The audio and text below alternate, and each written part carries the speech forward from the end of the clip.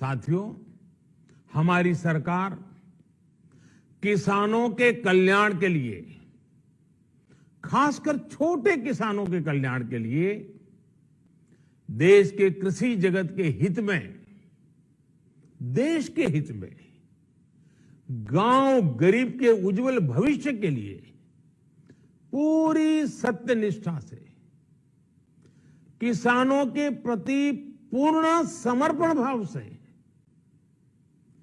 नेक नियत से ये कानून लेकर आई थी।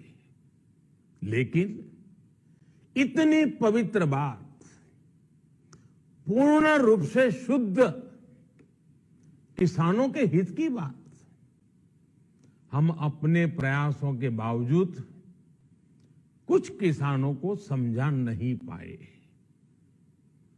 भले ही किसानों का एक वर्ग ही विरोध कर रहा था, लेकिन फिर भी ये हमारे लिए महत्वपूर्ण था। कृषि अर्थशास्त्रियों ने, वैज्ञानिकों ने, प्रगतिशील किसानों ने भी उन्हें कृषि कानूनों के महत्व को समझाने का भरपूर प्रयास भी किया। हम पूरी विनम्रता से, खुले मन से उन्हें समझाते रहे। अनेक माध्यमों से व्यक्तिगत और सामूहिक बातचीत भी लगातार होती रही। हमने किसानों की बातों को, उनके तर्क को समझने में भी कोई कोर कसर बाकी नहीं छोड़ी। कानून के जिन प्रावधानों पर उन्हें ऐतराज था, सरकार उन्हें बदलने के लिए भी तैयार हो गई। 2 साल तक हमने इन कानूनों को सस्पेंड करने का भी प्रस्ताव दिया। इसी दौरान ये विषय माननीय सर्वोच्च न्यायालय के पास भी चला गया। ये सारी बातें देश के सामने है, इसलिए मैं इनके अधिक विस्तार में नहीं जाऊंगा।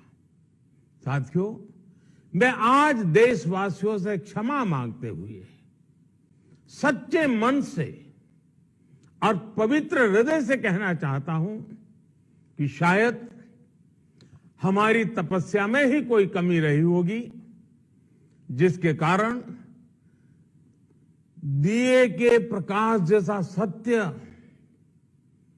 कुछ किसान भाइयों को हम समझा नहीं पाए। आज गुरु नानक देव जी का पवित्र प्रकाश पर्व है। ये समय किसी को भी दोष देने का नहीं है। आज मैं आपको, पूरे देश को ये बताने आया हूं कि हमने 3 कृषि कानूनों को वापस लेने का, रिपील करने का निर्णय लिया है। इस महीने के अंत में शुरू होने जा रहे संसद सत्र में, इसी महीने में, हम 3 कृषि कानूनों को रिपील करने की संवैधानिक प्रक्रिया को पूरा कर देंगे।